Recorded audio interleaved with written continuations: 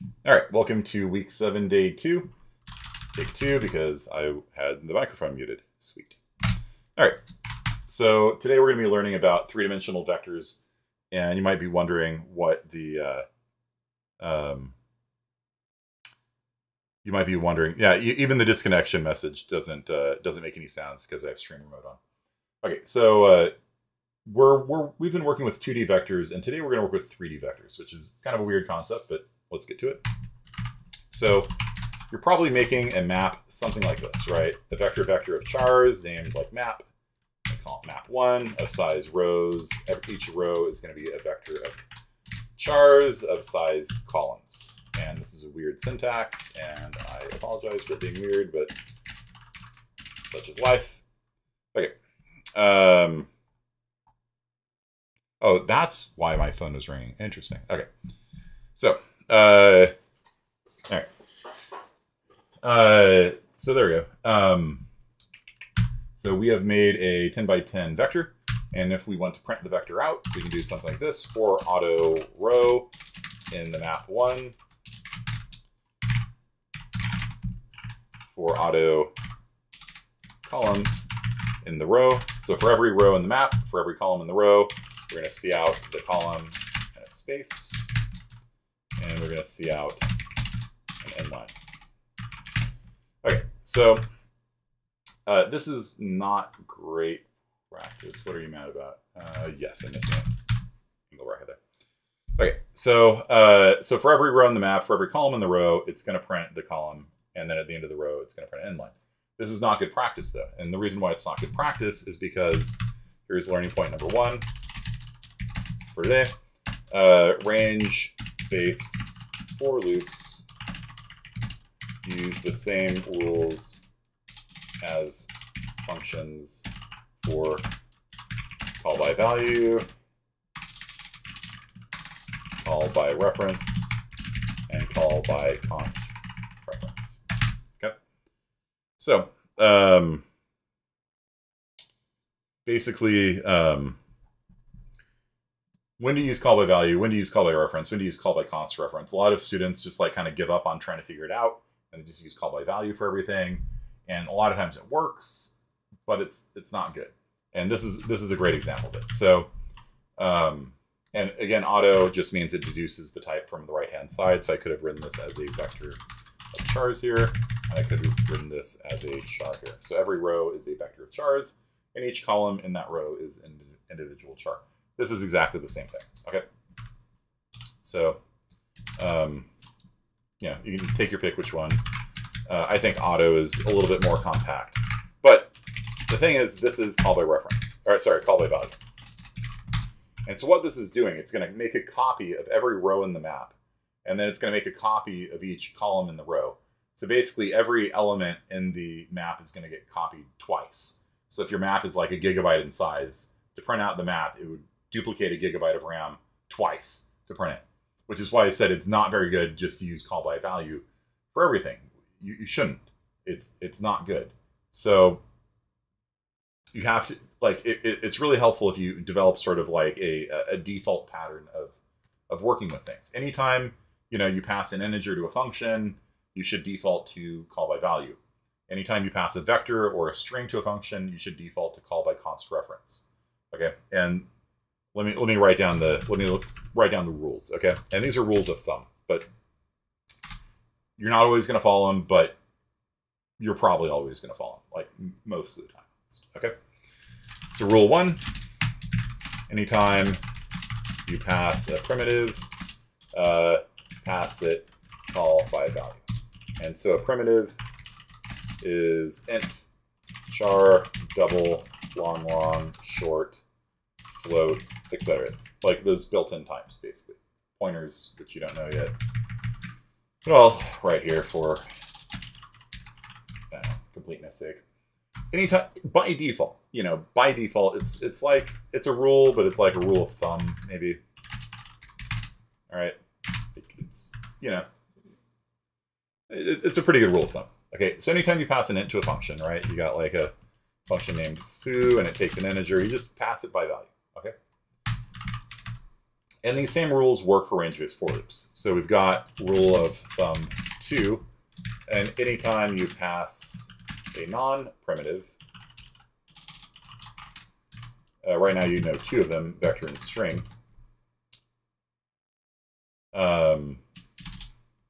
pass it by const reference.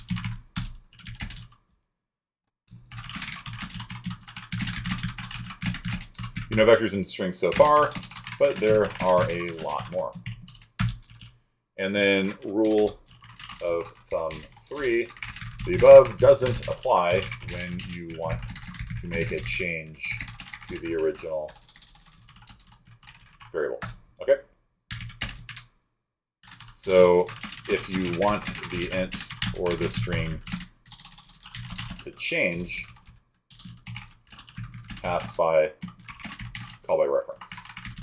Okay, this is the 3 rules that you kind of need to just kind of memorize. Okay, because it's going to come up every time you do a function call forever in computer science, and every time you do a range-based for loop forever in computer science. You need to know which one of these applies. Okay, so if I was going to make a function called, like, I don't know, print string, and it takes a string s and it takes an int, the number of times to repeat, and I'm going to say for int I equals 0, I is less than repeat, I plus plus, cout s. Right, so here's a function that takes a string, and if you pass in hello world and 10, it'll print hello world 10 times. Where did I go wrong with this? What's the problem here? Which rule of thumb did I violate?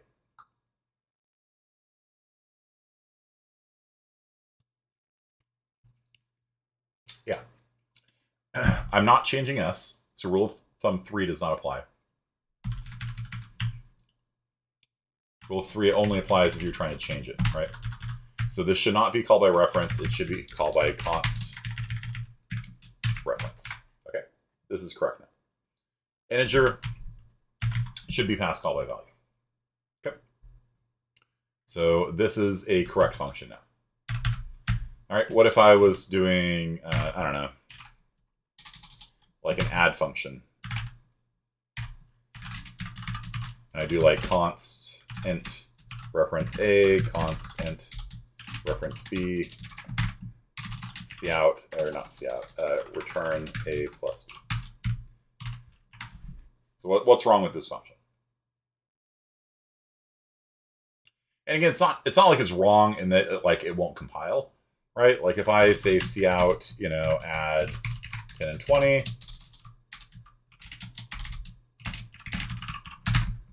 like it'll work just fine, right? You can pass constants by reference if they're const. If they're not const, you can't. Okay, it's a primitive. It's small enough. You should just do call by value on it. Okay, so this should just be integer A and integer B. And the reason for that is because a reference is 64 bits and an integer is 32 bits. You're actually passing in twice as much data to the function, and it has to dereference it, which maybe the optimizer will take care of, but it's actually less efficient to pass something by reference or const reference when it's an integer than it is to just pass it in as an integer. So this is also correct here. And if A or B changes, it doesn't matter. It's call by value. So that's kind of the thing. Now, coming over to here, which rule of thumb did I violate? I've got a call by value here, and I got a call by value here. This is, of course, a vector of chars. Every row is itself a vector of characters, and this is a character in that row. So how should I fix this? Remember, the same rules apply for loops, range-based for loops, as they do for functions. Okay. Yeah, right now it's copying every row out of the map. Okay. And so if that map's a gigabyte, you're wasting time. This should definitely be const reference here. And then for this guy, it doesn't matter. Okay. Copying out a character is arguably faster than copying it out by reference. So yeah, that guy should be called by ref and called by const reference, because we are not changing it. We're printing it. we'd be very confused. We'd be very confused if your print function changed the map, okay? So we're going to pass it by const reference, and then everything looks good to me now. Okay, so here we go, and we're now printing out a 10 by 10 array of nothing, because all of this vector chars are initialized to 0, which is the null character, which does not print anything to the string. So we're printing a bunch of spaces. We're printing a bunch of spaces. We're printing a bunch of carriage return, line feed, new lines, whatever you're going to call them. But the actual thing they're printing is nothing. We're printing nothing many, many times. Okay? So let's write some code to initialize it all to stars. And so I can reuse this loop at least a little bit here. So I'm going to put a comment here saying print vector. And here we are going to initialize the vector. And we are going to set every column and every row equal to the star character. Those curly braces, those curly braces. Now, what's the problem with this? Okay, so I'm saying for every row, for every character in that row, set that character to be star. It should be fine, right? Wait a second, I'm getting a warning. Okay, and the warning is I'm setting column, but I'm not doing anything with it, which seems weird, right? Because like down here, aren't I printing it out? Like, what do you mean I'm setting it but not doing anything with it? It's not like I'm making a copy of it and setting it and throwing the copy away, right? Or is that what's happening? There's two problems here with this. There's one problem here and there's one problem here. We're violating two different of the rules of thumb. So first of all, for this one, you're right, Caesar, it has to not be const. We can't change a constant variable, okay? That's what it means to be const. It can't change. It's read only. So yeah, so that needs to be set to be called by reference. But here, what's going on here? We're saying for every element in the row, make a copy of it, set the copy to star, and then throw it away. So does that do anything? No. So what does this need to change to be?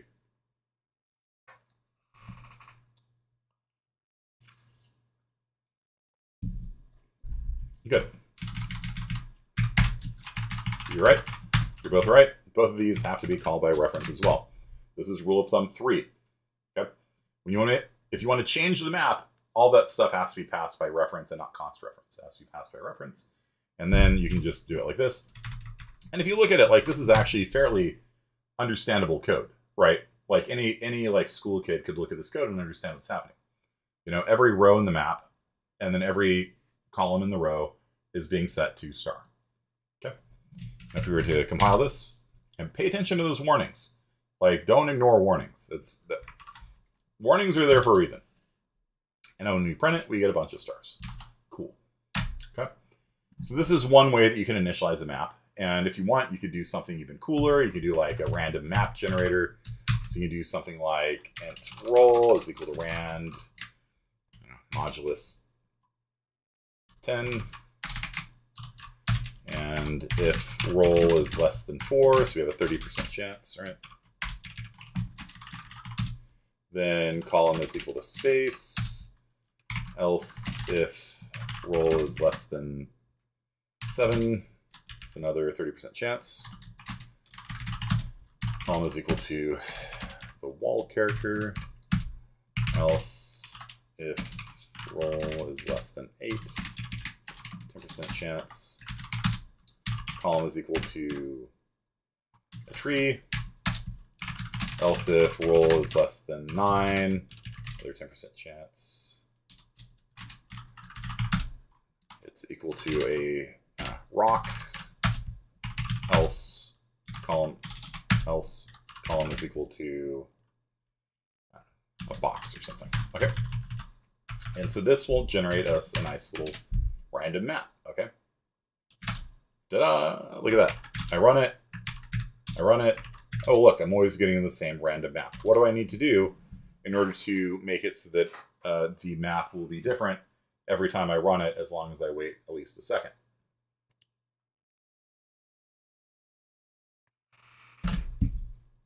Yep. Set the seed to the current time. ran time null, or you can say null if you want. Like that. And then every time I run it, I get a different map. If I run it really fast twice in a row, you'll see I do get the same map, because time is the number of seconds since the beginning of time on January 1st, 1970. So don't run it too quickly or you'll get the same map. But there you go. So this will make sure our random numbers are kind of at least random. Get a different map every time.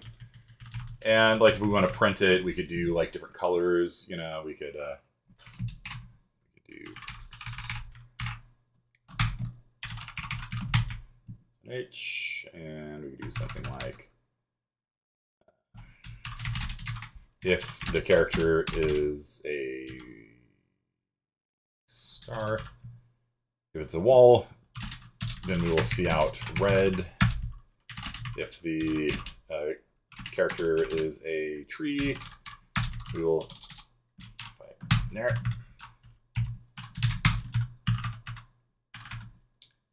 We will see out green. What else we got there? We got rocks and we got boxes. We got rocks, we got boxes, and rocks will be yellow, and boxes will be cayenne,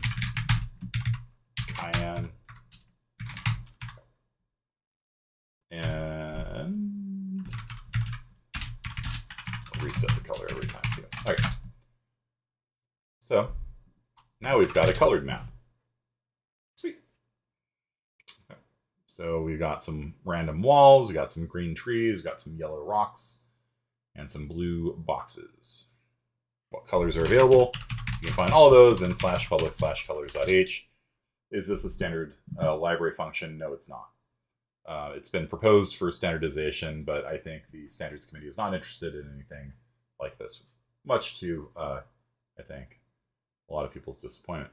So these are the basic colors you can use, and then if you want to go beyond that, you can use 24-bit color with set color and set background color. So if you're watching this online, you can search for the colors library on GitHub. Forbidden Christmas tree. Okay. So the other way that we can make a map, is by initializing it directly. Okay. So this is option 1.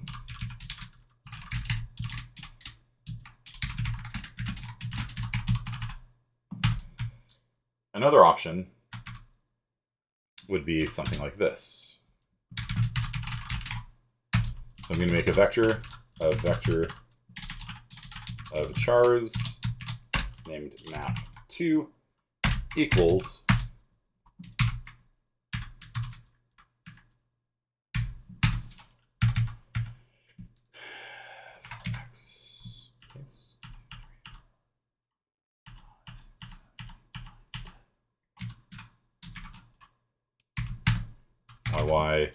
YY 9p, and now we have a solid thing here, and that will have that, and then we can just do this and just kind of carve out some spaces in the middle of it, a little kind of maze looking thing.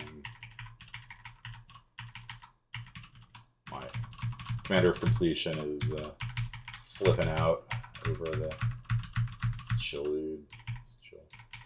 Okay, and so now we need a semicolon there. Okay, cool. All right, so that's a little map. It's got a little snake opening in it or something like that.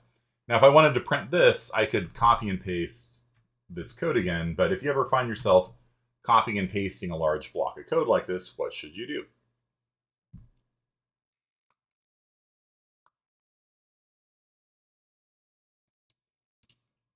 Make a function for it. Yep. So it's time to learn how to copy and paste large blocks of code in Vim.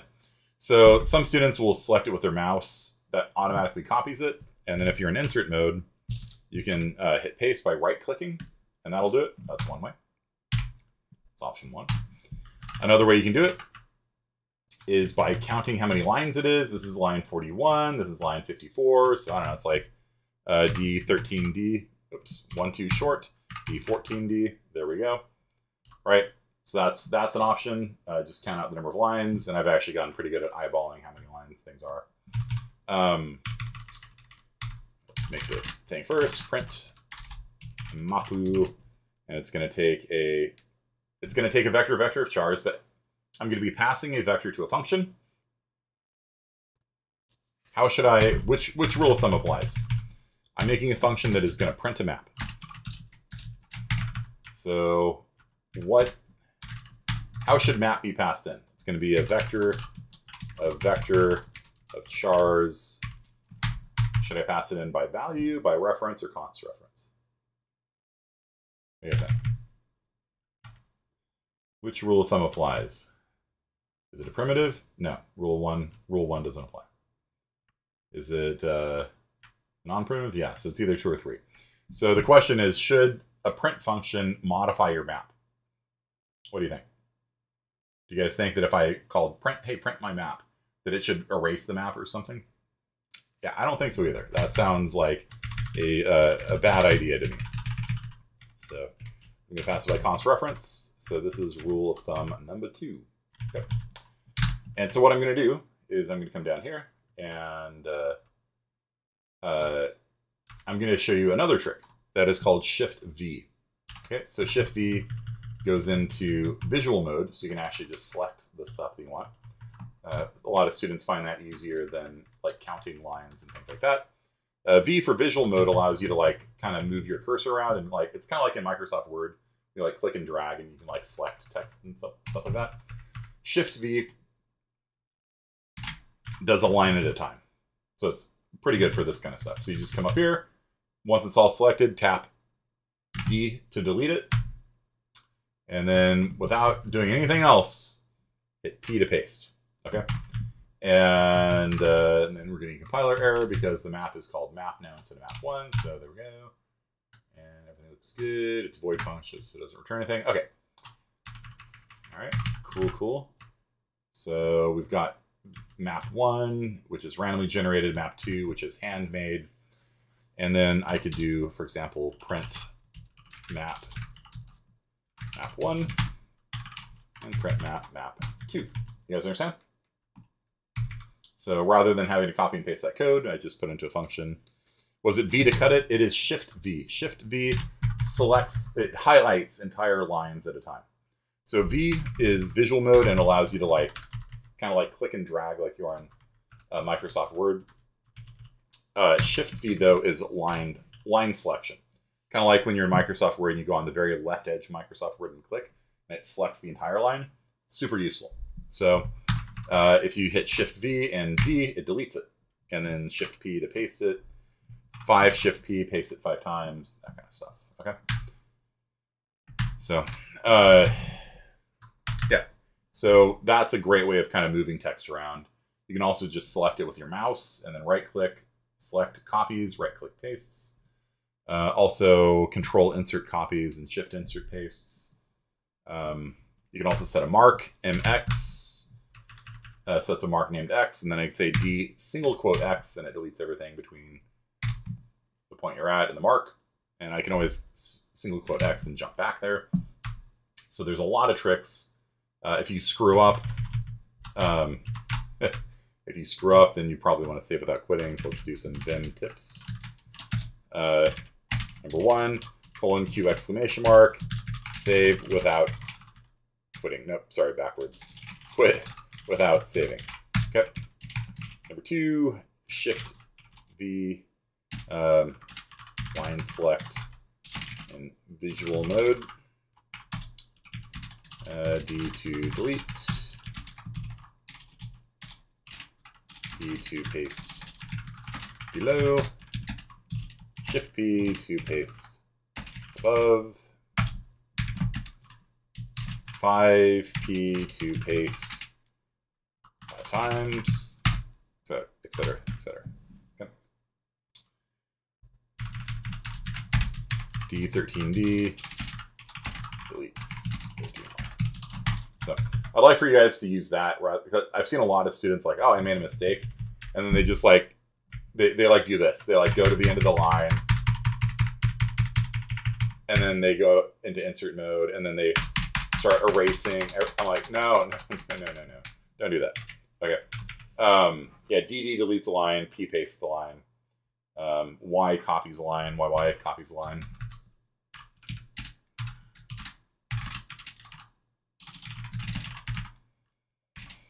Y5Y copies Y5s. And then you can use that with paste as well. Okay. So I can go YY to copy that and come up here and hit P to paste. Okay. 10P, paste it 10 times. This is why I can't use any editor other than Vim. The amount of time that you save by doing, like, imagine trying to type this by hand. Like, that's 100, like, characters. That's 200 single quotes, something like 100 commas, like 22 curly braces. Like, forget about it. Nobody got time for that. Do you think it's better than VS Code? Well, VS Code has a Vim mode in it. So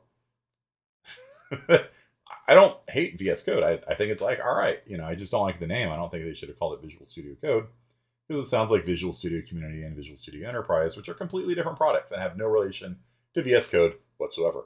So it's, other than the name, VS Code is great. I like it. I think it's fine. And so, you know, I put on Vim mode in VS Code, and then you know, otherwise it just feels like you're trying to run with your shoelaces tied together. You know what I mean? It's like I ask people, I'm like, all right, well, how, you know, when they're like, oh, well, I don't have the time to learn Vim. I'm like, well, how would you do this? They're like, well, I would just type it. I'm like, yeah, I was like, you're going to type like 100 things. Yeah, it just takes 10 or 15 minutes. I'm like, are you kidding me? Like, you're going to spend 10 or 15 minutes, like, repetitively, like, single quote. Yeah, really? Like, I've got much better things to be doing right now. You know what I mean? Isn't there a newer Vim? Yeah, there's NVim.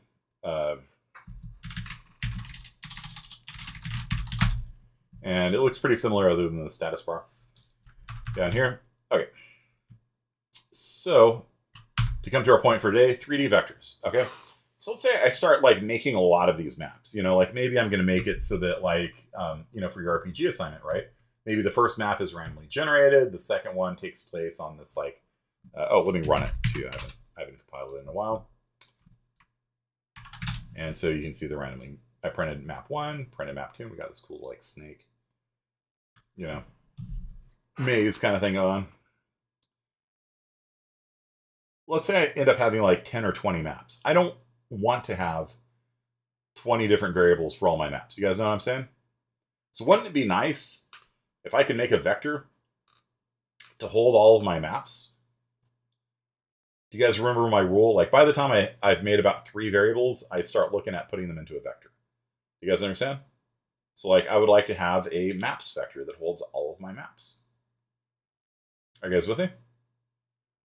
So right now I've only got 2.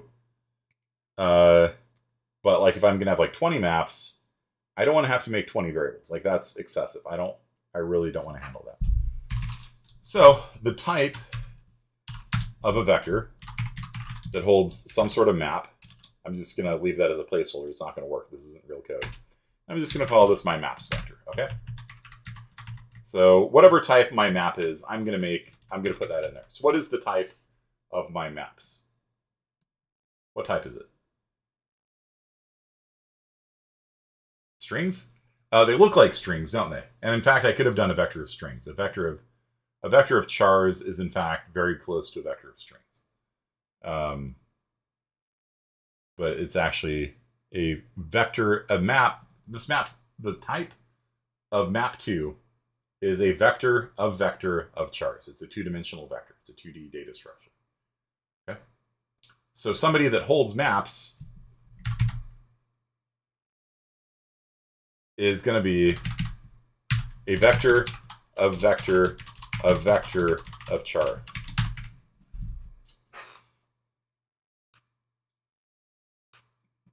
So it's a 3-dimensional vector.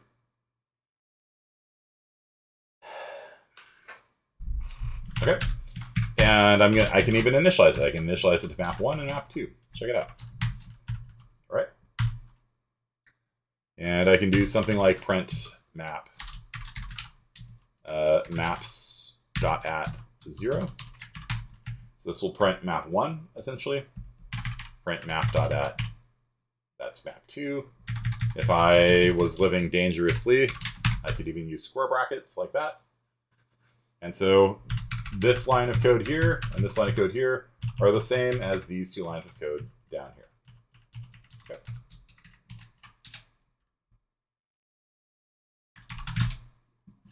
So it printed map 1 and map 2, printed map 1 and map 2. Okay. Does this kind of hurt your brain to have a vector, a vector, a vector of chars?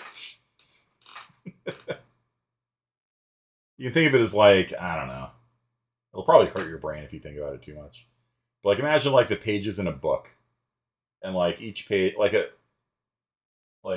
a kid's book of mazes, you know? It's on page 1 there's a maze. Then on page 2 there's a maze. And so the first thing is like what page number you're on, and then there's a row, and then there's a column. And so you can access any of the maps by page number, then row, then column, you know. So there you go. It's a 3D data structure. If you want, you could probably simplify this a little bit. A little bit of C++ dark magic using map type to vector of char. Let's see if I'm remembering the syntax for this right. Let's call it map T. Yeah. So I can make my own type called vector of char, and so that makes it a little bit easier to read. So what's the type of my map? It's a map type. What's a map type? A vector of chars. And then if I come down here, I can make map 2 also of B6W map type. Okay. And this vector of chars is just now going to be a vector of maps. How about that? That look a little nicer? You like that, Minkrelli? I didn't do that in the 12 o'clock class. I saved that one just for you guys. So, wait, can you scroll back up? Yep. So there's a little bit of like C++ dark magic. It's used a lot though in industry because like people start going cross-eyed. They're like, wait, it's a vector of vectors of chars. And the human brain just goes like, oh, it's like, you know, when the Nazis saw the Ark of the Covenant open, like their faces are melting. Like, it just becomes too much for the human brain to comprehend. And so we'll do something like this. We'll just say, well, what is a map? A map is just a 2D array of characters, basically. And you can just mark, you know, you can put walls and spaces on it, you know. So, yeah, that's the one, right? And, yeah, let me not put it on the stream, though. It's kind of disgusting. Yeah, and so this makes it actually look a little bit nicer, you know. And so we're going to have a vector of maps. There we go. So, again, the syntax of that, it doesn't do anything. Like, using doesn't, like, do anything. It doesn't, like, it's just creating an alias for a type, basically. So it's just saying, I'm creating a new type called map type. And what is it? It's a vector of chars. So anytime you see map _ T, it sort of does a search and replace and puts vector of chars there, if that makes sense. So it's just a way of kind of like making your code look a little bit nicer. And like I said, it's used all throughout like industry. Like it's extraordinarily common. So it's probably good for you to see it at some point. I don't even know if I've taught my 3rd semester students this. Just whenever it comes up, you know. So it's useful. I mean, it doesn't do anything, but it's useful. I guess that's one way of putting it. Yeah. Like it didn't do anything we couldn't do before, but kind of makes it look nice. So that's basically it for today. So that was a 3D vector, right? So you have a row, you have a column, and then you have a page number. So imagine a book of mazes. So you can flip to different mazes, and you can use this in your assignment, and so you can have different maps and things like that. And oh yeah, one other thing, I've pushed out to each of your directories a new directory called RPG41. You do not have to do it. This is for second semester computer science. The reason why I pushed it out is because there's some demo code in that you might find useful. And so if you were to run this, you'll see that it has a scrolling. This is like a much bigger map, right? And you got your X and your Y location down here. It's scrolling, top-down map. Randomly generated. It's very similar to what we did. It kind of rolls a die, and there's a little bit of intelligence. Like water is more likely to spawn next to other water, so it grows like what, lakes and stuff like that. So you can see the water's like kind of clustered up a little bit. And then when you get to the edge, it stops scrolling. So if you go to the right, it stops scrolling. And then you go to the left, and then it stops scrolling. So a little bit of code that I'm a little bit proud of. It doesn't do anything. Like you can see, you can just walk through the walls, you can walk through the treasure, you can walk through the monsters, you walk through the lakes. It doesn't. It's just demo, right? It's not an actual RPG, but it's, you know, it's kind of cool. And if you want to use this code, just be aware that to build it, you have to type make. So make compiles the code with the correct compile flags. You need to use what's called the ncurses library to compile it if you're going to be using that demo code. So just copy the make file over and you'll be good to go. Okay, so yeah, and then all the code is mostly in like map.h. And you can see we have different, you know, like walls and water and stuff like that.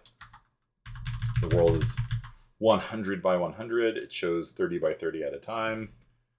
It's using the C++. This is cool. This is how C++ generates random numbers. Not srand and rand.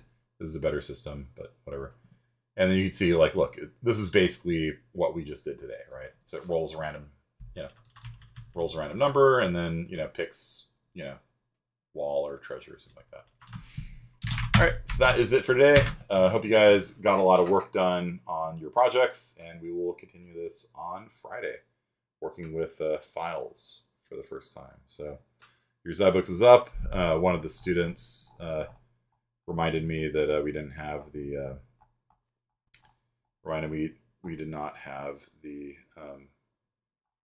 Zybooks up. Who was that? Benjamin Liu. Yeah. So everybody thank Benjamin Liu. Otherwise, there would have been no Zybooks this week. So